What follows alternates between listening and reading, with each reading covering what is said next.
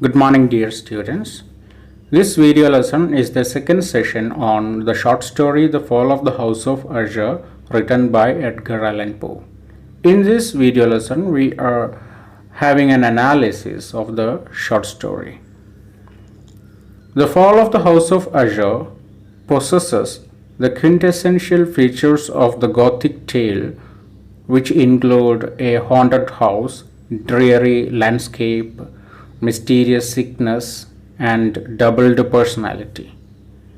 For all its easily identifiable Gothic elements, however, part of the terror of this story is its vagueness. We cannot say for sure where in the world or exactly when the story takes place. Instead of standard narrative markers of place and time, Poe uses traditional Gothic elements such as an inclement weather and a barren landscape. We are alone with the narrator in this haunted space, and neither we nor the narrator know why. Although the narrator is Roderick's most intimate boyhood friend, the narrator apparently does not know much about him, like the basic fact that Roderick has a twin sister. Poe asks us to question the reasons both for Roderick's decision to contact the narrator in this time of need and the bizarre tenacity of narrator's response. While Poe provides the recognizable building blocks of the Gothic tale, he contrasts this standard form with a plot that is inexplicable, sudden, and full of unexpected disruptions. The story begins without complete explanation of the narrator's motives for arriving at the House of Usher, and this ambiguity sets the tone for a plot that continually blurs the real and the fantastic. Poe creates a sensation of claustrophobia in this story. The narrator is mysteriously trapped by the lure of Roderick's attraction, and he cannot escape until the House of Usher collapses completely. Characters cannot move and act freely in the house because of its structure, so it assumes a monstrous character of its own, the Gothic mastermind that controls the fate of its inhabitants. Poe creates confusion between the living things and inanimate objects by doubling the physical House of Usher with the generic family line of the Usher family, which he refers to as the House of Usher.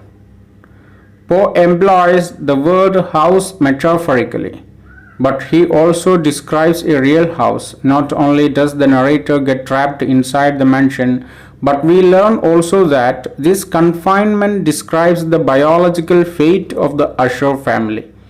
The family has no enduring branches, so all genetic transmission has occurred incestuously within the domain of the house. The peasantry confuses the mansion with the family because the physical structure has effectively dictated the genetic patterns of the family. The claustrophobia of the mansion affects the relations among characters. For example, the narrator realizes late in the game that Roderick and Madeline are twins, and this realization occurs as the two men prepare to entomb Madeline. The cramped and confined setting of the burial tomb metaphorically spreads to the features of the characters. Because the twins are so similar, they cannot develop as free individuals. Madeline is buried before she has actually died because her similarity to Roderick is like a coffin that holds her identity. Madeline also suffers from problems typical for women in 19th century literature. She invests all her identity in her body, whereas Roderick possesses the powers of intellect. In spite of this disadvantage, Madeline possesses the power in the story, almost superhuman at times, as when she breaks out of her tomb, she thus counteracts Roderick's weak, nervous, and immobile disposition. Some scholars have argued that Madeline does not even exist, reducing her to a shared figment Roderick's and the narrator's imaginations. But Madeline proves central to the symmetrical and claustrophobic logic of the tale. Madeline stifles Roderick by preventing him from seeing himself as essentially different from her. She completes this attack when she kills him at the end of the story. Doubling spreads throughout the story. The tale highlights the gothic features of the doppelganger or character double and portrays doubling or in inanimate structures and literary forms. The narrator, for example, first witnesses the mansion as a reflection in the tarn or shallow pool that abuts the front of the house. The mirror image in the tarn doubles the house, but upside down, an inversely symmetrical relationship that also characterizes the relationship between Roderick and Madeline. The story features numerous allusions to other works of literature, including the poems The Haunted Palace and Mattrist by Sir Launcelot Canning. Poe composed them himself and then fictitiously attributed them to other sources. Both poems parallel and thus predict the plot line of The Fall of the House of Usher. Mattrist, which is about the forceful entrance of Ethelred into the dwelling of a hermit, mirrors the simultaneous escape of Madeline from her tomb. Mattrist spookily crosses literary borders as though Roderick's obsession with these poems ushers their narrative into his own domain and brings them to life.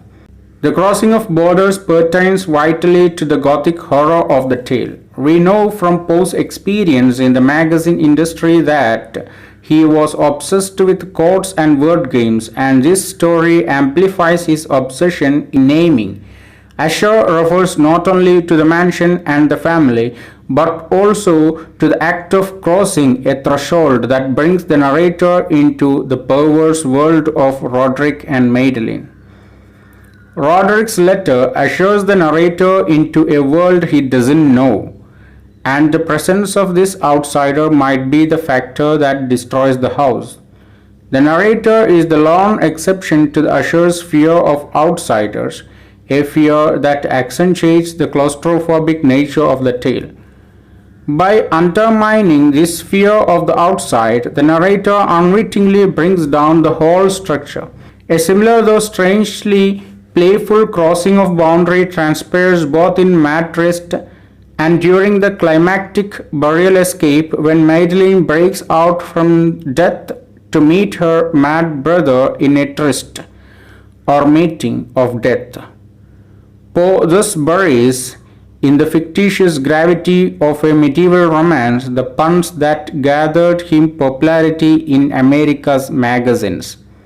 Since the name Usher refers not only to the family but also to the home, there is a doubling in the end of the story also, where the fall of the House of Usher refers not only to the fall of the building but also to the fall of the entire family, because Madeline and Roderick were the last members of the Usher family. So throughout the short story, we do find a certain kind of doubling. Roderick and Madeline, they are twins, and from the very beginning itself, the narrator, he sees a reflection of the home, the Usher home, the building in the town. So there, in the very beginning itself, there is a certain kind of doubling. And Madeline and Roderick, they are twins, and there is a certain kind of doubling, and in the end both the house and the family collapses. So that's the end of the session. Thank you.